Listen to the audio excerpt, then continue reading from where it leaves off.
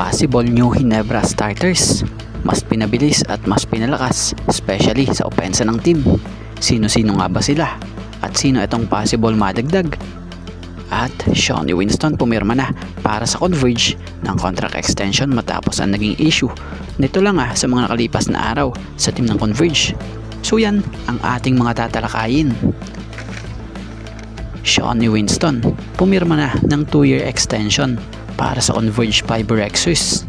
So sa wakas, natapos na din ang negosasyon sa kampo ng Converge at netong si Shawnee Winston.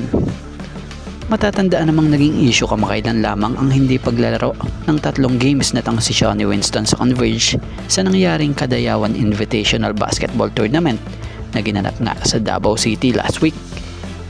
So neto nga sa pinaka-latest na update patungkol kay Shawnee Winston, batay sa update ng Spin Credit po and thank you. Sabi rito, the deal Spin.ph has learned is worth the PBA max of 420,000 pesos a month for 2 years. So matatandaan namang Setyembre 17 ang naunang napabalitang mag-e-expire ang kontrata nito sa Converge na siyang pinirmahan niya noon. So maganda rito, goods ito dahil bago pa ma-expire ang kontrata nito sa Converge nabigyan na nga po or na-offeran agad ito ng contract extension na siya namang nagkasundo din. So si Shawnee Winston nga po ay ang one of the rising stars dito sa PBA, isang Phil-Am guard na nag-average nga po ng 16 points per game, 4.8 rebounds per game and 2.8 assists per game during the PBA Philippine Cup. At mapunta naman tayo rito sa inaasahang magiging bagong starters ng Barangay Ginebra. So tingin natin ngayong wala ng Jamie Malonzo ang Ginebra. Siya nga pong player na original kasama talaga sa starters ng Gins noon. Ay ito nga po ang sa opinion natin possible mangyayari. Point guard, RJ Abarientos. Shooting guard, Scottie Thompson. Small forward, Stephen Holt.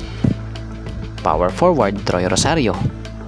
At sa center, si Japet Aguilar. So isa ito sa kung sakali sa posibleng mangyari na kung sa tingin natin mas tataas panigurado ang kumpiyansa nitong si RJ Abarientos. Tapos si Scottie Thompson naman number 2 position na kung sa ilang beses na din naman itong or nakita nga po itong mag-click ang laro ng dalawa. At pag nagkataon nga po sa number 3 position si Stephen Holt na siyang mas magiging agresibo na sa opensa at hindi lang gaya dati na pang depensa. At etong si Troy at Japet, inaasahang magko-complement pala talaga yung laro nila dahil kila Scottie and RJ na kung sa kahit sino humawak ng bola sa kanila, tiyak na mabibigyan sila ng magagandang set ng play, maalin kay Troy at Japet.